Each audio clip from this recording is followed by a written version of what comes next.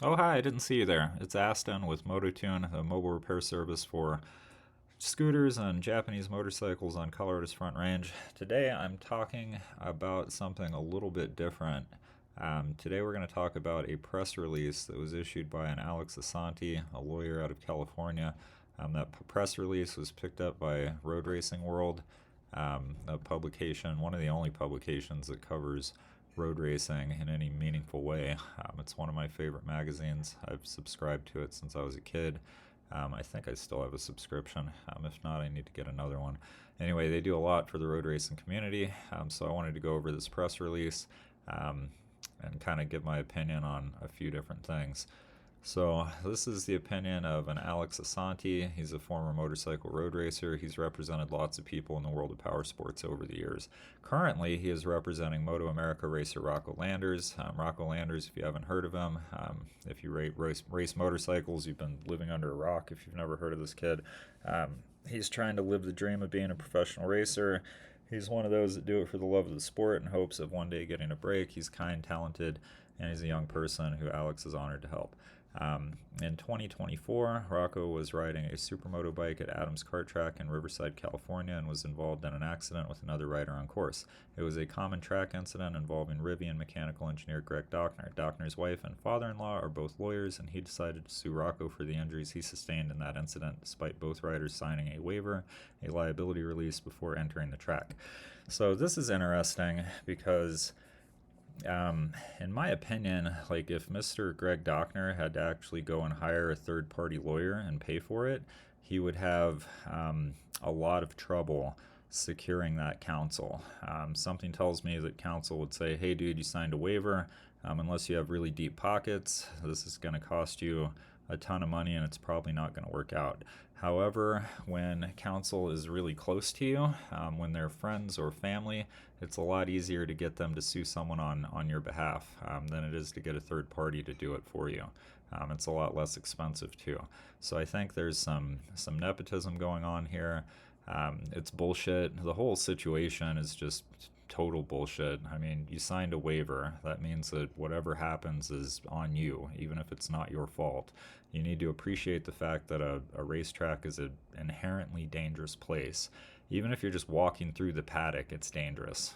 You have to watch out for everything. Motorcycles coming your way, people on skateboards. There are all kinds of dangerous things that you need to watch out for when you're at a racetrack on a motorcycle.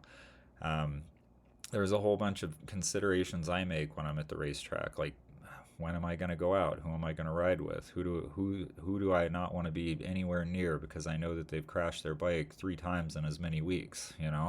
How can I keep myself as safe as I can? Um, and just knowing that anything could happen. But anyway, liability releases are what makes motorcycle racing possible. We're picking up the article right here. If liability releases don't work, motorcycle racing will be impossible to insure and will cease to exist as we know it. That's true. So, Alex has donated his time to make sure that Mr. Dockner does not prevail. Alex has absorbed all of the expenses thus far in order to make sure that this does not happen. We are getting close to trial and the costs are starting to mount. We have established a GoFundMe page and I wanted everybody to know about this horrible situation so that we can prevent Mr. Dockner from taking advantage of the legal system which continues to erode freedoms that motorcyclists enjoy. The legal system continues to erode freedoms that all people enjoy, and it's ridiculous, and I'm getting sick of it. And here it is affecting me personally in one of my favorite sports, motorcycle road racing. Anyway, Alex says the funds from the GoFundMe will go toward retaining experts and paying court costs during the trial. So if they lose, expect that our motorcycle experience will change forever. For example, if you head out to the racetrack, it will be in the back of your mind that regardless of signing a waiver, you could end up as a defendant in a court case where the other party seeks damages from you. Well, as they say, welcome to what Rocco and many others will have to confront if we do not stop this madness. Essentially, waivers will be meaningless, which could create the possibility that there will be no open to motorcycle tracks left in California. Worse, it could easily spread to other states since California is a bellwether state for other states adopting legal principles in the civil litigation arena. When you get on a motorcycle, and especially on a race course with other riders on the course, you need to appreciate the risk or don't ride a bike on a track. It is that simple, and it really is that simple. Many of us have had racing incidents where we went to the hospital or had to endure an injury through no fault of our own. It is the risk we are willing to accept to experience the awesomeness of riding on track. Please let everyone you know about this situation. That's exactly what I'm doing right now. We're going to make a little online presence on YouTube about this court case. If you want to look up the case, it was filed in Superior Court in the County of Riverside, case number CVRI 2304163. You can read it right there. I might have misread it, who knows. It's also shown below in its entirety. We're going to go over some of that because I have opinions about this too. So this is who's bringing the case, David R. Flyer. That's Greg DACHNER's father-in-law, Raquel Flyer DACHNER, who has a hyphenated last name. Super funny, very California, very OC. At any rate, just screams nepotism, ridiculousness. This shouldn't be happening. It's just happening because of a personal relationship that the plaintiff has with counsel. Anyway, it's going down in the Superior Court of the State of California for the County of Riverside. There's the plaintiff right there. Here's the defendants right there. There is the case number, and the plaintiff is demanding a jury trial. So here are the material facts of the case. We have the defendants, he's listing them there, and then the plaintiff here is Greg DACHNER, hereinafter DACHNER, a husband and father of 2 young children who's ridden motorcycles almost his whole life and ridden Supermoto at Adams Motorsports Park for over 10 years. So if he's been riding on a track for over 10 years, he's been signing a liability release for the past 10 years, he maybe should have read the fine print, but regardless of reading the fine print, because he has a relationship with lawyers, he gets to bring this court case and call into question the validity of motorcycle road racing all over the country. And that just totally sucks. Anyway, he's going to continue bitching about what happened in lines 1 through 12. At the very end, it says plaintiff has to date required 1 surgery where other surgeries are projected and was placed in a thigh-high cast and was unable to go to his work for a substantial period of time. He was also unable to sufficiently play with or provide care to his children. I guess he was in too much pain to take care of his kids. That cracks me up. It takes nothing for a dude to be like, oh no, I can't play with the kids. Anyway, Rocco, Stoney, Jamie, and Landers Racing's disregard for the safety of others is widely apparent on their social media pages and in the promotions of their racing team. Defendants have posted numerous images of Rocco crashing at the same track where he injured plaintiff on similar type turns, showing no regard for the likelihood of causing harm to others, including the plaintiff.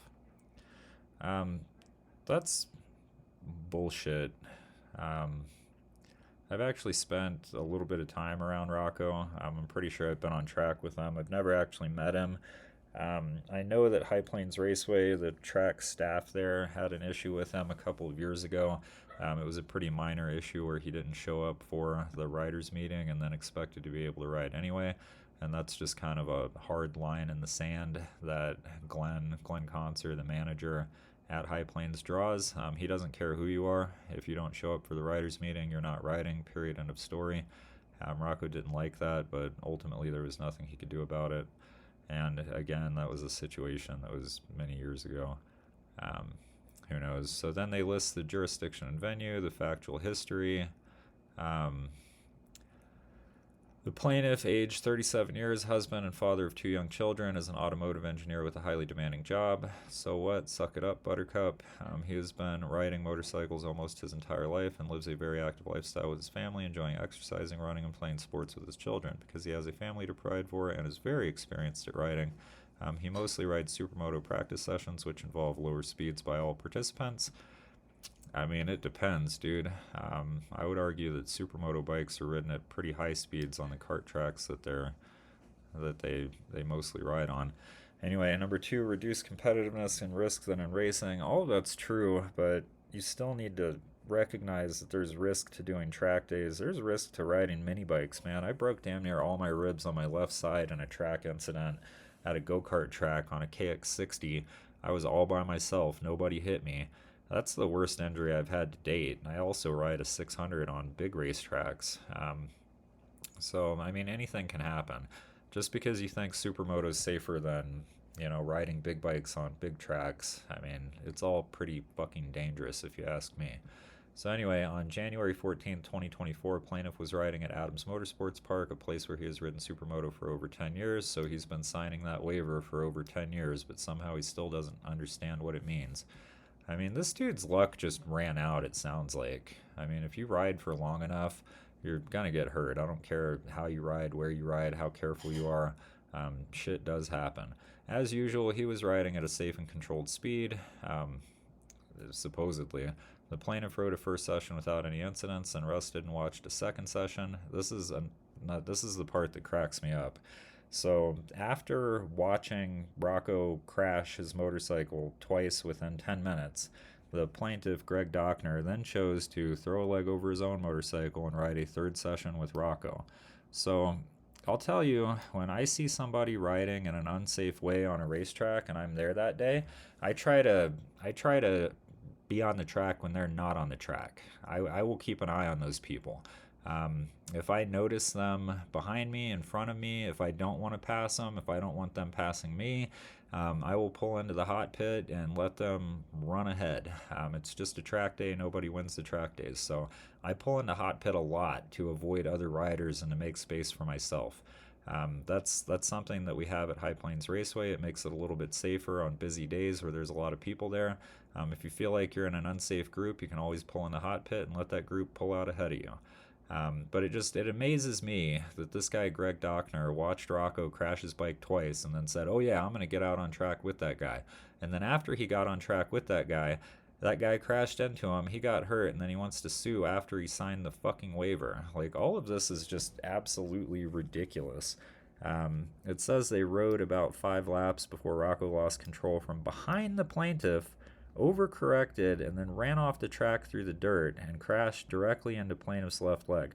So somehow the plaintiff was he off the track and in the dirt when Rocco crashed into him, or like what happened here? It all sounds like bullshit when you're reading it in this court case, but anyway, immediately upon impact, the plaintiff heard and felt his left ankle break and twist to a degree that his foot was pointed in the wrong direction. He was in excruciating pain. I'll bet he was. That's irrelevant as far as I'm concerned. The plaintiff pulled off the track. Rocco came around and asked if he was all right. Rocco acknowledged that the collision was entirely his fault. You know, there have been plenty of on-track incidents where nobody comes around to ask if you're okay. It's kind of amazing that Rocco did that. Kind of speaks to his character a little bit. Speaks to the fact that this court case shouldn't even be happening at all. The plaintiff was unable to walk. He was taken by ambulance to the emergency room at Riverside Community Hospital. He was placed in a splint and instructed to see an orthopedic surgeon, which he did. He was diagnosed with a left fibula break, left tibia break, and a left ankle break.